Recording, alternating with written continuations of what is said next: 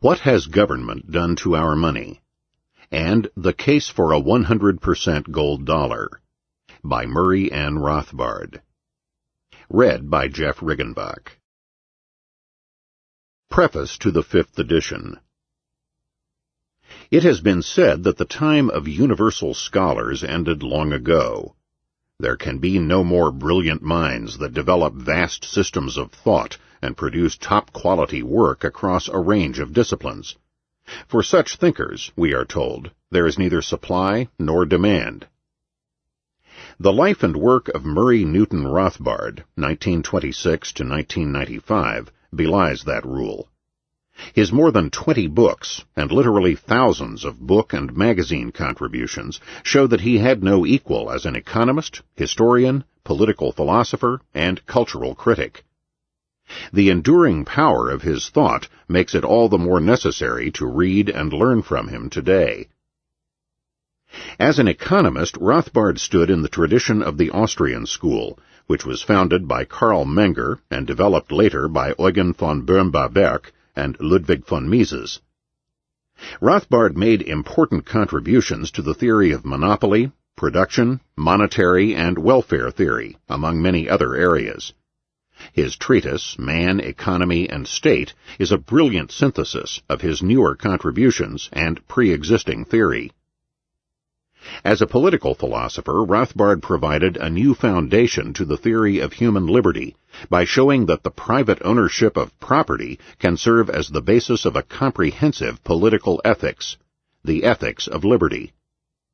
This ethical foundation for liberty has a huge range of applications, even in areas in which it is traditionally said that the private sector is inadequate.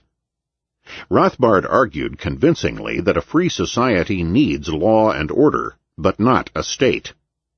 Police and court services can and should be private, provided by associations and companies operating in the market economy on the basis of contract.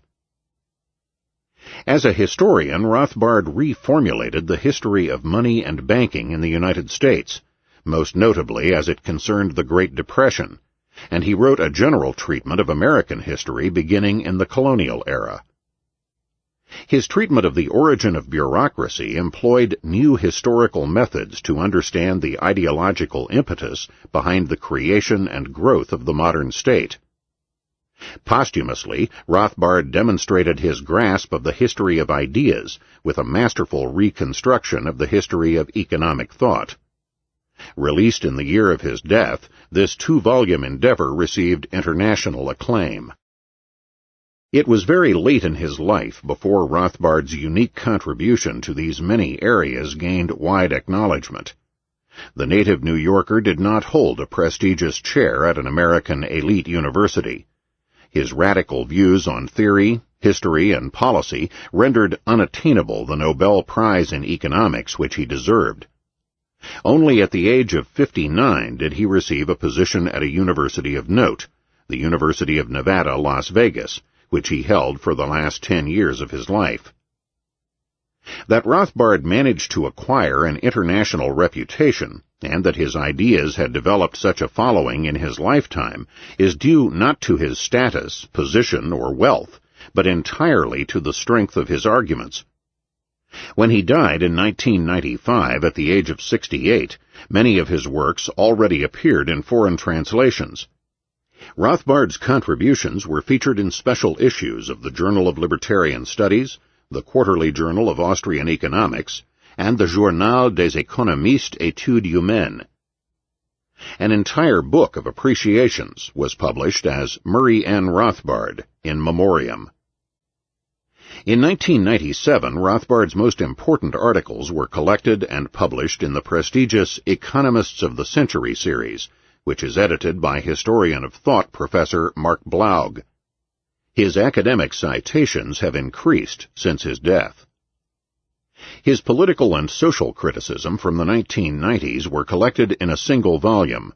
A scholar's edition of his main treatise on economics, united with its original ending, has appeared, and a biography published. Rothbard's books carry all the marks of a scholar in the classical tradition. They are written in crystal clear language, are relentless in their method and pace of argument, always concentrate on the central issues, and treat all questions with comprehensive knowledge of the relevant literature. What Has Government Done to Our Money is an outstanding example of Rothbard's creative mind at work.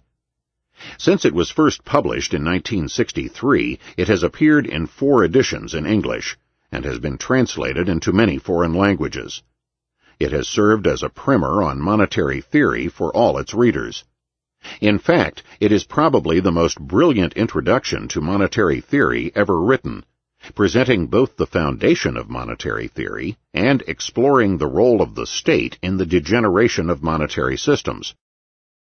The book is suitable not only for economists, but also for non-academics and all people interested in the subject.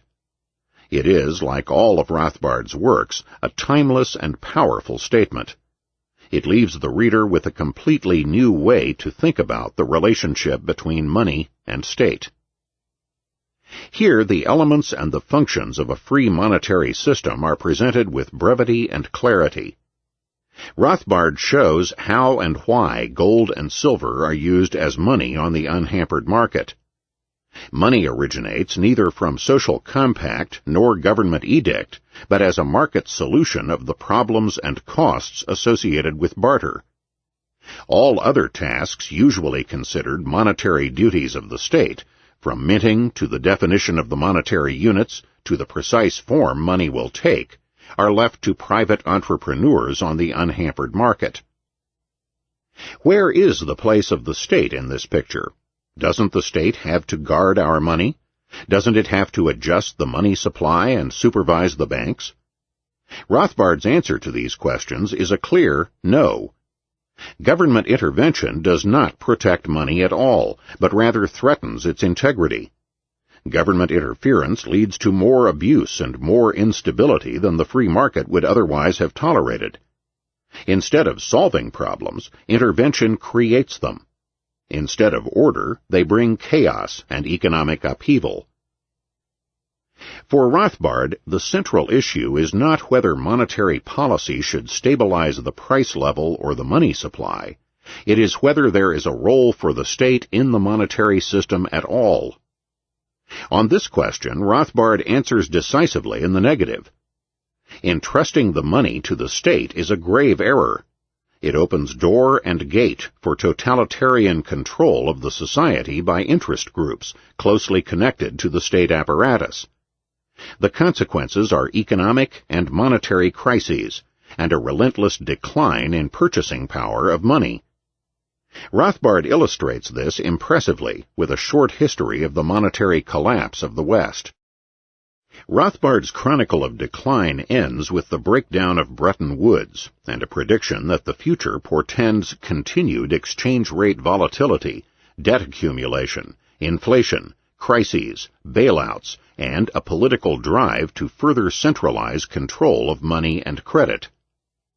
This prediction turned out to be a good summary of the monetary events of the last quarter century. The world economy adopted a de facto dollar standard. A managed monetary integration came to Europe, and crisis has followed crisis in Asia, Russia, Mexico, and Central and South America, along with exploding deficits and debts in the United States. Undoubtedly, many more will come our way. This new edition includes a detailed reform proposal for a 100% gold dollar, an essay first published in 1962. The same year that Man, Economy, and State appeared, and 2 years before What Has Government Done to Our Money? That it was written a decade before the last vestiges of the gold standard were abolished does not diminish its power as a proposal for reform.